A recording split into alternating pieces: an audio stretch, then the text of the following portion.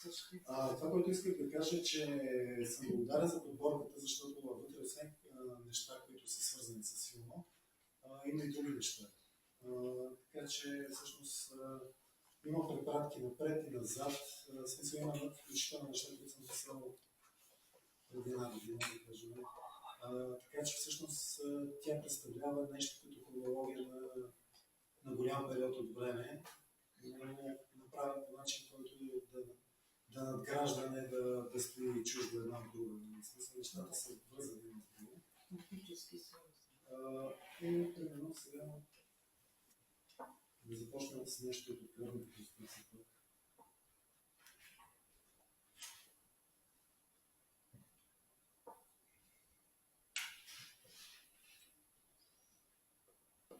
Сърцето догаря, умът се връща и вече няма на къде.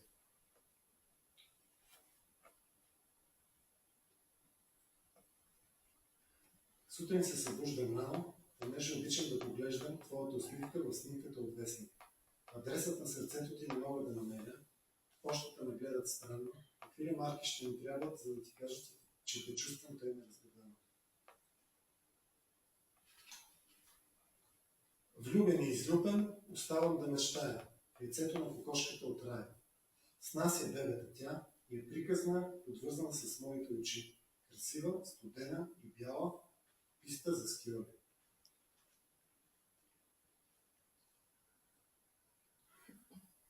Ясно осветени хълмове пробягват в насълзените очи. Сенки на кипари си настигат облаци в заблудените крака. Маслинови дървета потичат във вените. Бели цветя потъват с тежки мисли в синето небе. Ръце прехвърчат и берат букет. Устни са притворени в очакване на близка тайна. Животът е един и същ, безкрайен. Когато тя гледа от филмовата лента, животът се отнася в лека дрямка. Презмири се на морско дъно, се гмуркаш и намираш потънал кораб от дърво. В трюмовете виждаш, изненадан, димящо, потъналото ти от векове сърце все още в пути. Момич, още не озряла, в плода си слагаш лед и се замързяваш за 100 години напред. Там, където са останали ръцете ти, там, където е останало сърцето ти, там, където си останал ти, не можеш вечно да стоиш.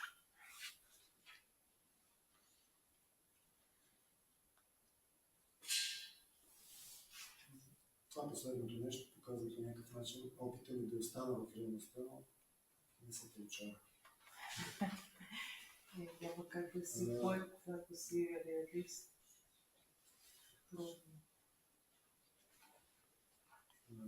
Така.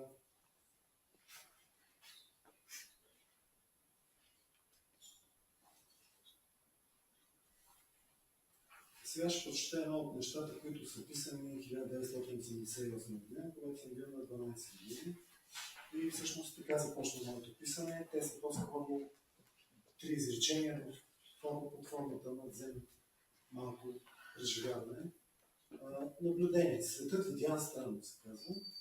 И аз съм на вилата с баба ми и разглеждам черешата и всъщност в един момент имам до себе си хартия и почвам да пиша това. От отдавна седя на стария клон на черешата. И там винаги виждам света някак странно. Небето не прилича на небе, а на млечно бял захарен памук, духнат от вятър. Мирише на нещо, което не се изказва с дума. Розите са клюмнали на една страна, коя точно не се знае, все още мирише. Една оса е кацнала до мен и ме разглежда. Това е. И когато пишех тези неща тогава, за мен беше трудно от гледна точка на това, че светът, в който живеех на детския и в училище, тези неща стояха доста странно. В смисъл, че стоях като странния човек, който странното дете, което пише някакви неща, които се разбират. Защо така се случва, нали? Като ти дадат дали да напишеш, защо не описваш, нали, като другите деца, как си играеш, как това, как това. Не, пък, нали, при мен играта е по-скоро за въоръжение с някакви други неща. В този смисъл ми се струва, че доста бързо преминах в някакъв друг свят, който не е свързан с детството, но всъщност аз не разделям световете на детски и възрастни, тъй като много деца преживяват света по този начин, а много възрастни всъщност има доста елементарно преживяване на света, така че всъщност просто или се потапяш, или не се потапяш, или оставаш отвън. Но когато се потопиш, тези, които са отвънка, някакси ти се смеят и съм бил подигравал, въобще всякакви неща се случват. Чувствал съм се по-странен и особен, което на мен ми е било проблемно и в този момент, защото не всеки се опитва да се адаптира, но по-голям проблем би ми било да се променя по посока на това да пиша неща, които са разбираеми за хората, които са били около мен в този момент.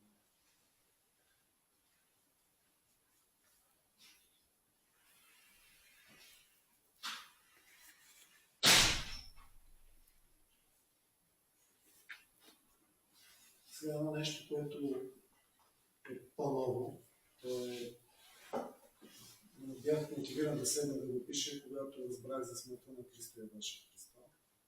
Просто, понеже така съм се впечатлявал от авангардно изкуство и от начина, по който той вижда света или се опитва да го опакова, или да опакова мисълта под някаква форма. Аз това реша, че е сродна душа и трябва да напиша нещо по случая. На 2 юни се е случило. Христо Явашев Христо осъществи последния си проект. Предоставя тялото си за опаковане. Смъртта е празно пространство. Ние винаги искаме да запълваме всичко. За да опаковаме нещо, първо трябва да се освободим от него. Смъртта е част от нашите страхове, че без нас света ще изчезне. Затова и опаковаме всеки смъртен, преди да го спуснем в земята. Даже се опитваме да опаковаме и живия, с нашите очаквания към него, с предразсъдъци и етикети. Сякаш опаковката ще го запази жив и ще го спаси от смъртта. Там, където отива душите, няма нужда от тела опаковки.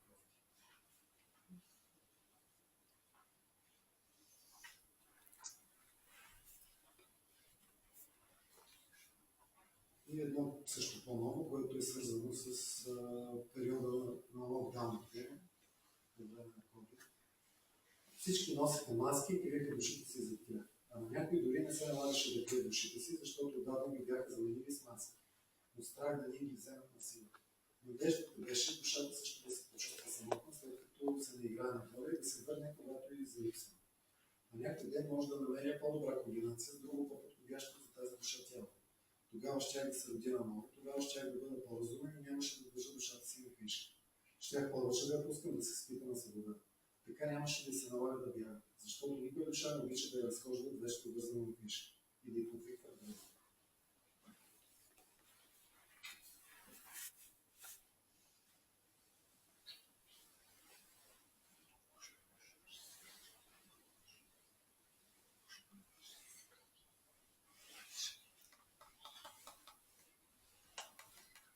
Някой подритва най-ломно притчи по улицата. Никой вече нищо не пита. Пазар на страховете. Плодове и зеленчуци без срок на годност. Хора без устни носове се опитват да подушат бремето. Всяко пазаруване вече може да е последно. Срещата с другите става по-екстремна от скоро гънче. Но най-опасно все още остава срещата със себе си. Знаеш ли кой си станал под маска? Знаеш ли днес кой ти подаде хляба? Все още ли познаваш това момиче без устни от съседния апартамент? Днес поставя ли дезинфектант на мислите си? А на душата? Надолу по улицата някой подритва най-ломно притча. Него е лежал светът от вчера, когато все още имаше миризми и вкусове. Това е писано като част от фестивала Софийските метафори на женския пазар, където имах честа да ви удоволствие да участвам. И всъщност ме провокира да почна да пиша с някаква дълга пауза. Но както виждате, нещата, които пиша, те могат да са поезия, но могат по същия начин да са поезия. Аз не мога да поставя рязка граница, или че съм в някакъв жанр, или че са точно поезия. Може би по-скоро, понеже са свързани с някакви усещания, не точно с фабула, затова отиват към поезия, но някои от тях са просто описания.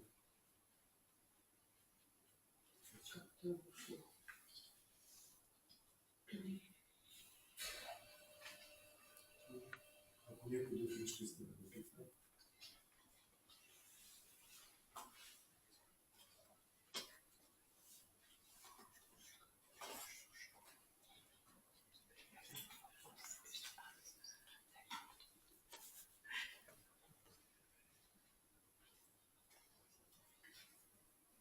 И мисля, че може да следващите някакъв канал, искам да изчитам цялата книга. Да. Ами, позволете ми от ваше име да благодаря на Стефан за неговото искрено и без капчета позорство изказване, което беше много полезно с това, че нали, виждаме едно откровение или един опит в поезията, който започва много рано, още в детството, и да му пожелаем да е здрав, щастлив и много пишеш.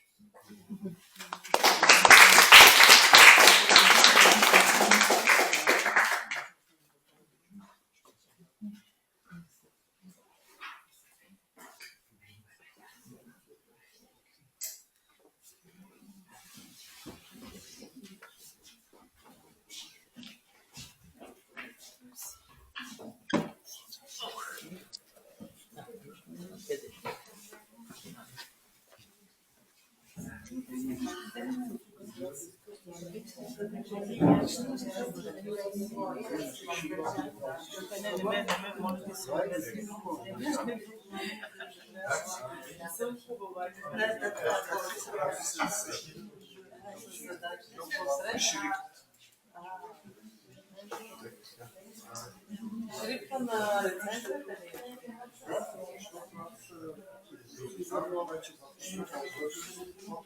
Аз на близко виждам